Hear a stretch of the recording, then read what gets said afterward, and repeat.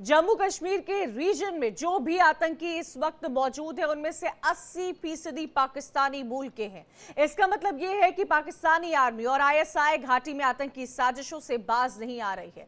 पाकिस्तान लगातार कश्मीर में आतंकी भेज रहा है, नए नए इलाकों में हमले को अंजाम देने की कोशिश कर रहा है। हालांकि कश्मीर की आवाम शांति चाहती है, नए कश्मीर में बदलाव और विकास के साथ खड़ी हुई है। आर्मी चीफ के मुताबिक 2024 में सिर्फ 4 कश्मीरी युवा आतंकी गुटों से जुड़े हुए थे, जिसका मतलब यह है कि कश्मीर के लोगों ने पूरी तरह से आतंकवाद को खारिज कर दिया है। लेकिन सवाल यह उठता है कि खुद आतंकी की भट्टी में दफन हो रहा पाकिस्तान आखिर कब सुधरेगा? आईएसआई की कश्मीर में जारी नापाक साजिशें कब बंद होंगी? जम्मू कश्मीर के नए नए इलाकों में आतंकी घटनाओं पर कैसे लगाम लगेगी? 2025 में भारतीय सेना बॉर्डर पर कैसे आतंक के खिलाफ एक्शन लेगी? क्या पाकिस्तान के आतंक अड्डों पर एक बार फिर से सर्जिकल स्ट्राइक की जरूरत है? एलएसी पर धीरे धीरे हालात सामान्य हो रहे हैं, लेकिन पाकिस्तान के साथ अब बांग्लादेश बॉर्डर भी सेना के लिए चुनौती बन गया है। सीमाओं को सुरक्षित रखने के लिए सेना की क्या रणनीति होगी? इन तमाम मुद्दों पर अपने मेहमानों के साथ चर्चा करेंगे, लेकिन उससे पहले आपको सुनाते हैं कश्मीर में आतंकवाद को लेकर आर्मी चीफ ने क्या कुछ कहा, सुनिए। As of now, we have inducted 15,000 additional troops in year 2024. And that is why you will find that the violence level has gone down, where we have been able to neutralize 73 terrorists, out of which 60%, like I told you, were Pakistan terrorists. The elections, if you see, the elections, the parliamentary elections, state assembly elections, both had nearly 60% plus minus voting. It means that as far as the local population is concerned, local population is going with the peace. The recruitment was only 4 for year 2024. That is negligible.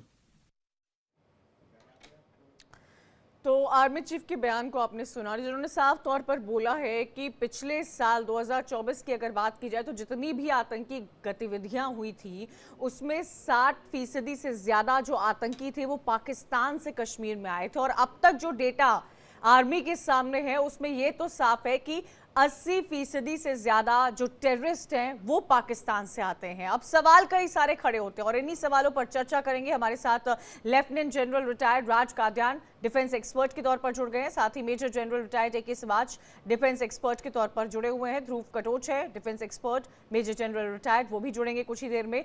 ए के सिवाच जी से मेरा सवाल है सीधा तौर पर, और मैं ये समझना चाहूंगी कि सर इन सब के बीच में कई ऐसे सवाल हैं जो सामने निकल कर आए हैं। राज कादियान जी, स्वागत है आपका हमारे शो में। एक तो एलएसी को लेकर बात सामने आ रही है, दूसरी पाकिस्तान के आतंकियों का स्टैक सामने आ रहा है। सबसे पहले तो मैं ये समझना चाहूंगी कि हालांकि ये बोला गया है कि जो स्थिति है वो सेंसिटिव है लेकिन स्टेबल भी है एलएसी को लेकर, उसके क्या मायने हैं? पिछले साल हमने देखा था कि जब एक बार फिर से एलएसी को लेकर हालात सामान्य होने लगे थे, इंडिया की तरफ से, चाइना की तरफ से साझा स्टेटमेंट शेयर किया गया था और अपनी अपनी बातें प्लेटफॉर्म पर रखी गई थी, उससे एक पॉजिटिव इंपैक्ट तो जरूर देखने को मिला था। लेकिन इस वक्त की स्थिति क्या समझ आ रही है?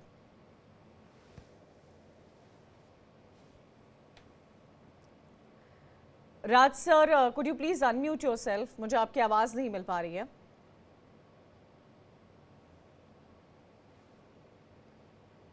नहीं, मुझे आपकी आवाज नहीं मिल पा रही है सर। ए.के. शिवाजी, मैं आपका रुख करना चाहूंगी, मैं आपसे कनेक्ट करने की कोशिश हाँ जी, राज कादियान जी अपनी बात पूरी करें।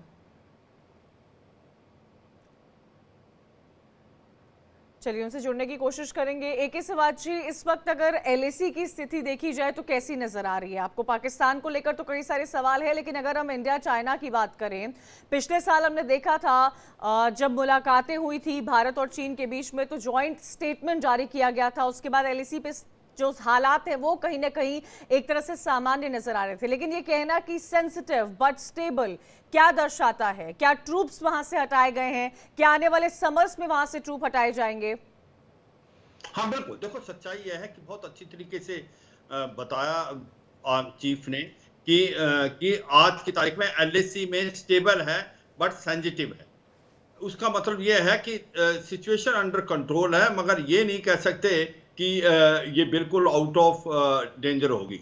उसकी वजह यह है क्योंकि अब आप देखें जो 2 फ्रिक्शन पॉइंट रह गए थे, डेमचोक और देपसान, वहां से डिसंगेजमेंट होगी है। मगर अभी भी जो डी इंडक्शन होनी है और डी एस्केलेशन होनी वो अभी भी नहीं हुई है। इसका मतलब 60 से 70,000 ट्रुप्स दोनों तरफ के वहीं पर बैठे हुए हैं और उनके पास हैवी इक्विपमेंट भी है, स्पेशली जिस प्रकार।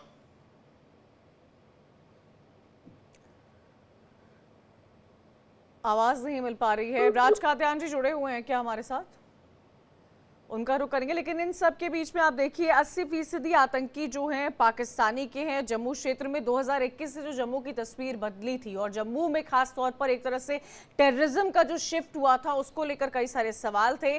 AK सिवाज जी, पाकिस्तान को लेकर ये स्टेटमेंट सामने आना आर्मी चीफ का कि 80% जो टेररिस्ट है वो पाक ऑपरेटेड है, क्या दर्शाता है? एक तरफ तो हम ये स्थिति देखते हैं पाकिस्तान की, अभी आपने देखा होगा अजमेर में जहां पाकिस्तानी जत्था आया था उर्स के मौके पर चादर चढ़ाने के लिए, लाखों में उन लोगों ने खरीदारी की थी। तो ये तो एक वो तस्वीर दिखी थी जो एक पहल की गई थी भारत पाकिस्तान की तरफ से कि रिश्ते हमारे बेहतर हो, घनिष्ठ हो। लेकिन वहीं दूसरी तरफ आर्मी चीफ की तरफ से ये स्टेटमेंट आता है कि 80% जो टेरर है वो पाकिस्तान से ऑपरेट होता है। तो समन्वय कहां बन पाएगा और कैसे बनेगा ये समन्वय और कब तक? हाँ बिल्कुल, इसमें कोई शक नहीं, पाकिस्तान मानने वाला नहीं है। उसकी स्टेटेड पॉलिसी है ब्लीड इंडिया विद 1000 कट्स, और पाकिस्तान की जो फौज है वो ही एक प्रकार से रूल करती है पाकिस्तान में। अभी भी आपको 7 से 8 हजार लश्कर तोबा जैसे मोहम्मद के आतंकवादी लॉन्च पैड पे बैठे हुए हैं POJ के और गिलगित बाल्टिस्तान में।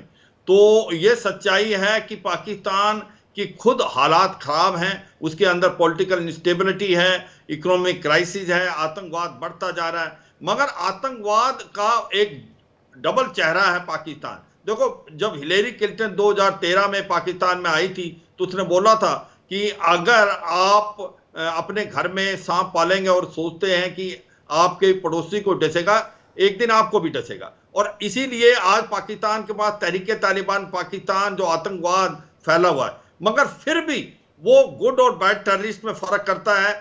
जो लश्कर तोबा जैसे मोहम्मद आतंकवादी जो भारत की तरफ बेहतर उनको गुड टेररिस्ट बोलता है और TTP को बैड टेररिस्ट। तो ये सोचना कि पाकिस्तान आतंकवाद को बंद कर देगा, मुझे लगता है ये सबसे बड़ी भूल हो सकती है, क्योंकि पाकिस्तान की ये स्टेटेड पॉलिसी है कि टेररिज्म का इस्तेमाल करना और भारत को नुकसान करने की कोशिश करना। अब जिस प्रकार से अभी भी जम्मू एंड कश्मीर के अंदर जितने भी आतंकवादी मारे गए हैं उनमें से 60% जो हैं वो पाकिस्तानी हैं। और अभी जो वैली फ्लोर में, मैं ये भी बताना चाहूंगा दर्शकों को कि अब वैली फ्लोर में 50-60 से ज्यादा आतंकवादी नहीं रहेंगे। उनकी जो लीडरशिप है लश्कर तोबा जैसे मोहम्मद और हिजबुल मुजाहिदीन की, वो हमने खत्म कर दी है। उनके पास हथियारों की कमी है, उनका मोराल बड़ा डाउन है। और हमारा जो काउंटर इन्फिल्ट्रेशन ग्रिड है, स्पेशली लाइन ऑफ कंट्रोल पे, वो बहुत पुख्ता है। तो आने वाले टाइम में जो ये सोचते थे कि इन्फिल्ट्रेशन कर पाएंगे, वो नहीं। इन्होंने अपना जो ध्यान है वो साउथ और पीर पंजाल किया, जो स्पेशली रजौरी पुंछ, अभी वहां पर भी हमारा जो काउंटर इन्फिल्ट्रेशन ग्रेड बहुत रोबस्ट हो गया है। तो मैं ये कह सकता हूं बहुत कॉन्फिडेंस से कि जो कश्मीर घाटी और पूरे जम्मू और कश्मीर की जो सिचुएशन है वो बिल्कुल नॉर्मल है। वहां पर अब आतंकवाद एक लास्ट पगार में है, क्योंकि जिस प्रकार से बिल्कुल अपने लास्ट फेज में, ये तो बिल्कुल इसकी तो तस्वीर लगातार सामने आती है। हमारे साथ मेजर जनरल रिटायर्ड ध्रुव कटोच भी जुड़ गए हैं डिफेंस एक्सपर्ट के तौर पर। स्वागत है सर आपका। ध्रुव जी, मैं आपसे ये समझना चाहती हूँ 2021 से जम्मू की जो स्थिति दिखी है, हालांकि टेररिज्म कश्मीर से तो खत्म हो गया, लगभग खत्म हो गया है, पत्थरबाजी की कोई इस तरह की घटनाएं अब सामने नहीं आती है, जो एक बहुत अच्छी बात है। कश्मीरी युवा अब रोजगार को तलाश रहे हैं, स्पोर्ट्स में उनका इंक्लिनेशन दिख रहा है। आर्मी चीफ का ये स्टेटमेंट आ रहा है कि टेररिज्म अब टूरिज्म में बदल रहा है, जिसकी तस्वीर नए साल पर भी हमने देखी थी कि कैसे कश्मीर जो है वो गुलजार हुआ था वहां पर पर्यटकों से। लेकिन इन सब के बीच में जो स्थिति जम्मू में देखने को मिली 2021 से लेकर इनफैक्ट अब तक, उसका निवारण क्या है? उसको कैसे ठीक किया जा सकता है? क्या स्ट्रैटेजी अपनाने की कोशिश की जाएगी? क्योंकि घने जंगल है जहां पे केमोफ्लेज करके तमाम टेररिस्ट जो है बताया जाता है कि लगातार छुपे हुए हैं। धन्यवाद। नहीं, देखिए जी, मेरे अपने ख्याल से क्या हुआ था कि जब चीन के साथ हमारा ईस्टर्न लद्दाख में प्रॉब्लम शुरू हुआ, तो कई हद तक जो हमारा सिक्योरिटी ग्रिड जम्मू की तरफ था, जम्मू एंड कश्मीर में था, वो जहाँ के ट्रुप्स निकाल के हमने ईस्ट में भेज दिए। और वो इसलिए किया क्योंकि यहाँ पर एक तरफ से वो समझ रहे थे कि पूरी तरह से शांति आ गई, और उग्रवादियों को और पाकिस्तान की मदद से ये फिर से शुरू करने का उग्रवाद फिर से शुरू करने का उनको मौका मिल गया। ये मैं समझता हूँ एक तरफ से कि हो सकता है हमारी भूल थी कि विक्ट्री बहुत जल्दी डिक्लेयर कर दी हमने कि ये मामला ठीक हो गया है, लेकिन इसके लिए और समय लगने की ज़रूरत है। अभी जो सिक्योरिटी ग्रिड जो पहले थी, इंटेलिजेंस ग्रिड, सिक्योरिटी ग्रिड, वो वापस अभी अपने सही स्थान पर आ गए हैं। और मैं नहीं समझता हूँ कि जिस प्रकार से घटनाएं पहले होती थी उसी प्रकार से होंगी। ये मैं नहीं कहता हूँ कि ज़ीरो घटना होंगी, लेकिन कम हो जाएंगी और धीरे धीरे बिल्कुल ज़ीरो हो जाएगी। हमको एक चीज़ की गलती नहीं करना चाहिए। एक बार जब पूरे जम्मू कश्मीर यूनियन टेरिटरी में शांति आ जाती है, सिक्योरिटी ग्रिड को आप कम मत करिएगा, क्योंकि अगर वो सिक्योरिटी ग्रिड कम हो जाएगा तो ये प्रॉब्लम फिर से शुरू हो जाएगा। तो बार बार हम समझते हैं कि नहीं, अभी मामला तो पूरा ठीक हो इन्फिल्ट्रेशन गया के है। चांसेस जो है वो डेफिनेटली बढ़ सकते हैं अगर सिक्योरिटी वहां से हटाई जाती है। एक ही सवाल जी मैं आपसे ये भी समझना चाहूंगी, पॉलिटिकल स्टेबिलिटी कितनी इंपॉर्टेंट होती है किसी भी स्टेट में या किसी भी कंट्री में एक एंटी टेरर ऑपरेशन को अंजाम देने के लिए, क्योंकि पाकिस्तान में आप देखिए इकोनॉमिक इनस्टेबिलिटी तो लगातार वहां देखने को मिली है, लेकिन अमूमन पॉलिटिकल इंस्टेबिलिटी भी देखने को मिली और इसी वजह से वहां के आतंकी घटनाओं को रोका नहीं जा पा रहा है। पाकिस्तान लगातार पैदा कर रहा है आतंकियों को। लेकिन इन सब के बीच में अब जब बात जम्मू कश्मीर की आती है, क्योंकि 10 साल बाद वहां पर चुनाव हुए हैं, एक न्यू स्टेट में गवर्नमेंट वहां पर फॉर्म हुई है और उस स्टेट की गवर्नमेंट का समन्वय जो है वो सेंटर से भी कई मौकों पर हमें देखने को मिलता है। पीएम मोदी ने भी ओमर अब्दुल्ला के ट्वीट पर रिप्लाई किया था और सोनमर्ग को लेकर इस बात का जिक्र किया था कि कितने अच्छे पिक्चर्स और वीडियोस हैं। तो एक तरफ जहां विकास की बात होती है, तो आपको क्या लगता है कि पॉलिटिकल स्टेबिलिटी होना कितना जरूरी होता है? हाँ बिल्कुल, कल्चर पॉलिटिकल स्टेबिलिटी होना बहुत ही जरूरी है। और ये सच्चाई है, जम्मू एंड कश्मीर को अगर आप देखें कि लास्ट 10 से 12 साल के अंदर जिस प्रकार से वहां पर प्रोग्रेस हुई है, आप देखें डिस्ट्रिक्ट डेवलपमेंट काउंसिल और पंचायत इलेक्शन हुए, ग्रास रूट लेवल पे डेमोक्रेसी आई। अभी आपने वहां पर स्टेट जो पहले लोकसभा इलेक्शन कराए और उसके बाद असेंबली इलेक्शन कराए, दोनों में 60% से ज्यादा वोटिंग हुई और एक प्रकार पीसफुल माहौल था, बिल्कुल उसमें कोई शक नहीं। अब जो गवर्नमेंट आई है जम्मू कश्मीर के अंदर जो यूनियन टेरिटरी में, वो भी काफी स्टेबल है और उसका एक बहुत ही अच्छा नजारा देखा कि चीफ मिनिस्टर और प्राइम मिनिस्टर के अंदर एक प्रकार बहुत बड़ा कोऑर्डिनेशन है और जिस प्रकार से आपस में मिलकर दोनों चलेंगे, स्टेट गवर्नमेंट और अपनी सेंट्रल गवर्नमेंट, इससे एक बड़ा साफ सुथरा मैसेज आता है कि अब आतंकवाद का समय खत्म होगा, अब टूरिज्म का समय है। अभी है टूरिज्म नॉट टेररिज्म, और ये सच्चाई है। अगर आप देखें, जैसे कटोच साहब भी बता रहे थे, मैं इससे सहमत हूं कि कश्मीर घाटी में तो बिल्कुल शांति आ गई थी। कहीं जो साउथ और पीर पंजाल, जहां हमने अपना सिक्योरिटी ग्रिड को थोड़ा सा कमजोर कर दिया था क्योंकि हमने ट्रुप्स भेजे थे ईस्टर्न लद्दाख में, अब वो भी वापस आ गया। इसका मतलब यह है कि आज हमारा सिक्योरिटी ग्रिड बहुत ही अच्छा कर रहा है। ओवरग्राउंड वर्कर और स्लीपर सेल के पीछे भी जाया जा रहा है, इंटीग्रेट बना लिया है। तो मुझे लगता है कि ये सच्चाई है कि अब जो इकोनॉमिक प्रोग्रेस होगी जम्मू और कश्मीर की, वो फास्टर होगी। आप देखें कितनी टनल बननी है, कितनी सड़कें बननी है, जम्मू का बाईपास, श्रीनगर का बाईपास, अभी ये बिल्कुल, सोनामार्ग विकास की तो टनल चारों खत्म तरफ बनी है। जम्मू इसी कश्मीर में प्रकार दिखाई से देता जोजिला की है। टनल, लेकिन राज कादियान तो जी, पॉलिटिकल टेररिज्म एक स्टेबिलिटी कंसर्न रहा है, इस बात को नजरअंदाज नहीं किया जा सकता है कि घाटी में टेररिज्म कंसर्न नहीं रहा है। घाटी में हमेशा से टेररिज्म एक कंसर्न रहा है। हाँ, आंकड़ों में गिरावट जरूर आई है, जो कि एक अच्छी खबर है, एक अच्छी पहल है। सरकार की तरफ से, इंटेलिजेंस की तरफ से, आर्मी की तरफ से बहुत अच्छी स्ट्रैटेजी जरूर रही होगी। लेकिन जम्मू में जो नाकामी रही है, जिसको बार बार एनालाइज करने की कोशिश की जाती है, जंगलों के उन तमाम पॉइंट्स को पकड़ने की कोशिश की जाती है, उस पर भी चर्चा होना बाकी है। लेकिन आर्मी चीफ का ये स्टेटमेंट सामने आना क्या दर्शाता है आने वाले वक्त में? राज कादियान जी, वो कौन सी ऐसी चीजें हैं जिसको अब नजरअंदाज नहीं किया जा सकता है या जिस पर और स्ट्रैटेजाइज करने की जरूरत है? Good morning, madam. Sorry, there was a disruption in my audio. Terrorism is a weapon of the weak.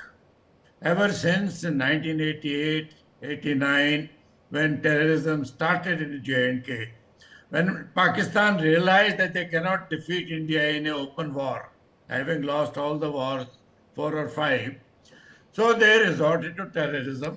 Raj There Kadiyan were ji, that time sir, enough आप प्लीज local हिंदी में बोल recruits. सकते हैं, हमारे व्यूअर्स मेजरली हिंदी स्पीकिंग है। That time there were enough local recruits who could be found, but gradually with the developments coming in, with peace coming in the NK, now local recruits are not available. So Pakistan is still sending local recruits. They're Pakistani terrorists now. There is no dearth of them. Pakistan, when will it improve? Nobody knows. Their internal situation being what it is, they are almost a failed state. But as the army chief has backed up with facts and figures that there has been a great decline in terrorism in Jammu and Kashmir, and tourism is gradually replacing terrorism. Once development starts, which is all happening almost daily, Prime Minister is inaugurating a tunnel to connect J&K with Ladakh. So once that starts, the terrorism is not a thing that can be stopped overnight, but situation has improved.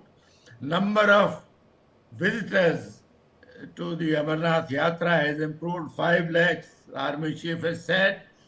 So once people get a taste of development, once tourism picks up, which will also generate jobs for मुझे the लग रहा है local. राज कादियान जी, उसका test लोगों को मिलने लगा है और तभी इस बार जो तस्वीरें घाटी से सामने आई थी वो कहीं ना कहीं हमें भी मंत्रमुग्ध कर रही थी और हमें सोचने को मजबूर कर रही थी कि आज कश्मीर में कितना कुछ विकास हो गया है। ध्रुव जी, मुझे लगता है मेरी इस बात से आप सहमत होंगे कि एक वक्त हुआ करता था जब नया साल सेलिब्रेट करने के लिए लोग गोवा जाते थे, लेकिन इस बार कई सारे लोग उत्तराखंड, हिमाचल और जम्मू कश्मीर में पहुंचे हैं।